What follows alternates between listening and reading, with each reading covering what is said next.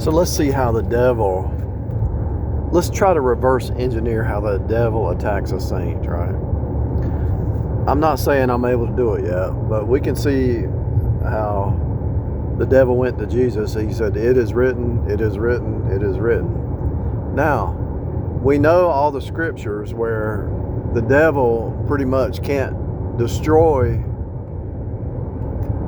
the elect, Israel. The rebellious prophet tried to curse Israel for money, and every time he opened the mouth, he blessed Israel. So he said, well, how do I curse them? He said, you can't. You got to get them to curse themselves. So we know that's the trick. You can't curse a born again, and you really can't curse them. They can only destroy themselves, because God will chastise you and correct you. But if you don't listen, you're going in the ditch, And there are 5 verses in the New Testament that says, if you don't obey God, you're going to die, So they want you. So the devil knows that. Whether the Wiccans know it or not, maybe the high level Wiccans do. And so the devil says, okay, let's say there's a coven of witches, right? And so they're all asking the devil what to do, and something comes to their mind, or the demon shows up or whispers in their ear and says, attack them and take their money and take their property and take their life. And all 5 witches, or 7 witches, they say, okay, let's come up with a plan to attack this person. Now we got to win, because if we don't, we've messed up. The devil's going to be mad. They probably don't call him the devil. The devil's going to be mad if we don't, because the devil will probably, the devil went down to Georgia and made a deal, right? And so that's the song. So the devil went down there and says, I need you to, if you take this person out, I'll make you rich, or I'll raise you up in the system, because it's a devil system. And so let's say there's a coven of 5 witches or 7, and one of them probably says, well, I'll do it.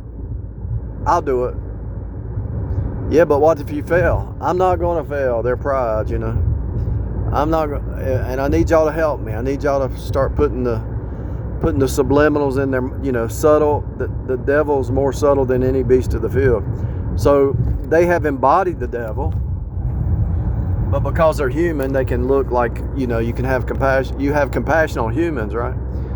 But so they know how to play the insecurity pride game, So the devil tells the coven leader, I need somebody to take this one out, and I'll put you higher. Sacrifice this one to go higher, right? So every year they got to sacrifice some people, right? And somebody says, I can do it. I'll do it, but I need y'all's help. And now think about it. They need 5 to 7. They can't do it by themselves. So they need 5 to 7 people to help them do it, because they never work alone, because they don't have any power. They think they have power. They think those spells and all that is power, but we're covered by the blood of Jesus. And Exodus 14:14, the Lord will fight for you and you shall hold your peace. So they're looking for weaknesses, right? Well, what is his weakness? So the coven says, okay, his weakness is going back to childhood. This happened in childhood, and this is the pattern. We've tested, other covens have tested, and we've shared notes, and this is their weakness. This is all you have to say or do, and pull them in and use that weakness. And so they pull you in, and then you start to see the micro expressions, the contempt, the mocking. And so you get in there to the Jezebel cult coven. You don't know that's what it is, because they're gonna hide that.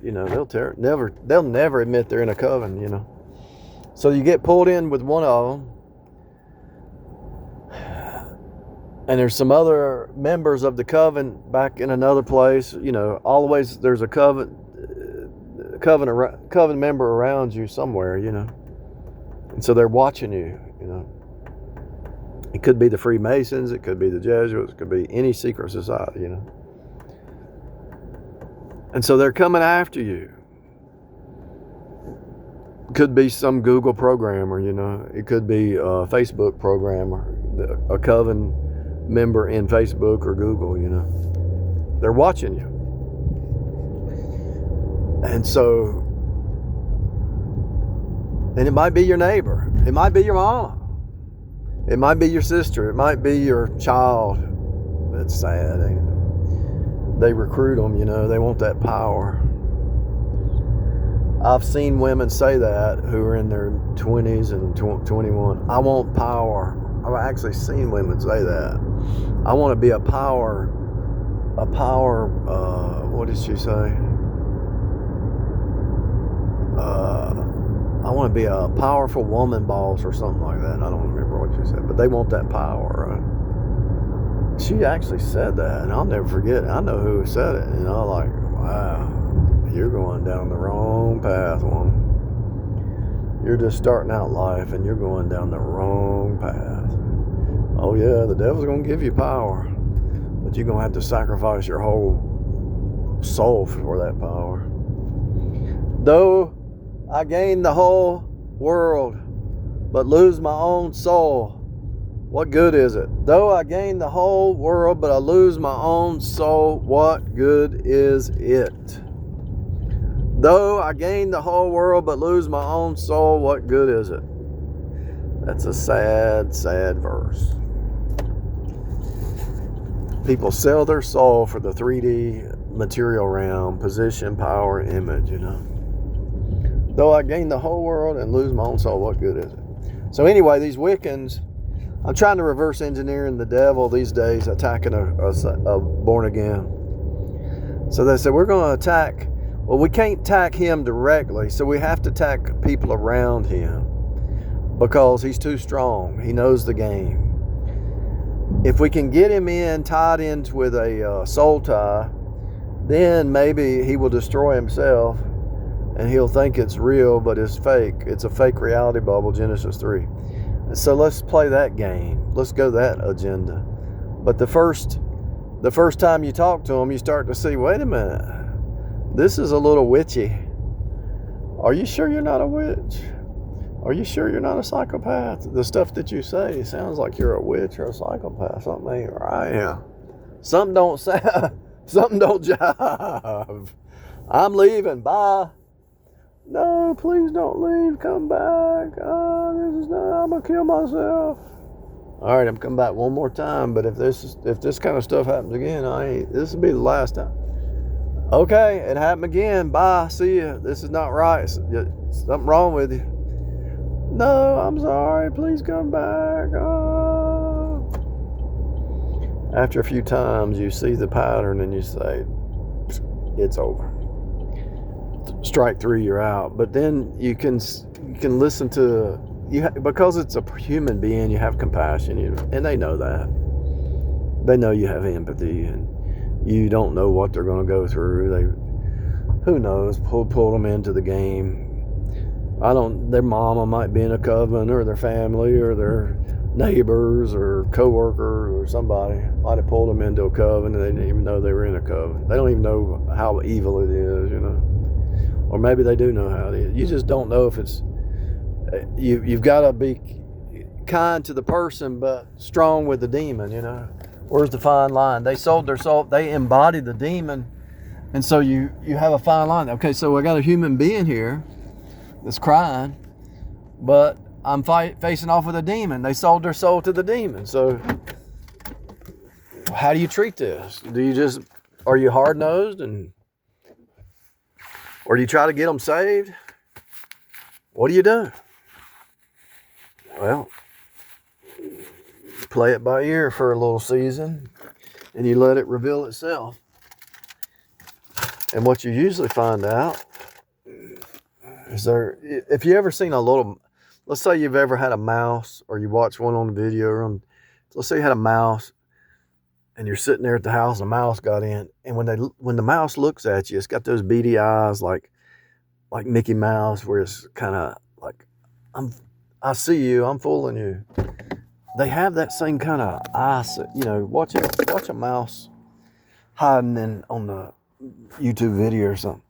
They've got that same look, like they're up to something. They're going to trick you. They're like little children. They treat you like their dad. When they're doing something evil, conniving, it's like they go back to the childhood like they're running from their daddy. Seriously. It's like they know they're going to get in trouble, but they think, well, he loves me. He's going to keep putting up with this junk. No, I mean, there's a limit to what you're going to put up with. I got a free teapot today. Free detergent, free teapot. And I got some free Ritz.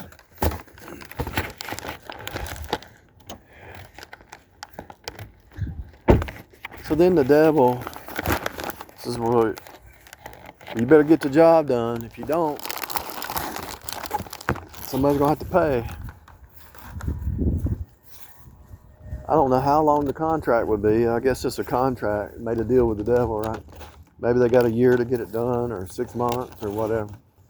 And if they don't keep the contract, there's going to be some kind of ricochet, you know. Well, you attacked the Holy One, and you said that they would succumb to this attack, and they didn't. They walked away. So now you reap what you sow.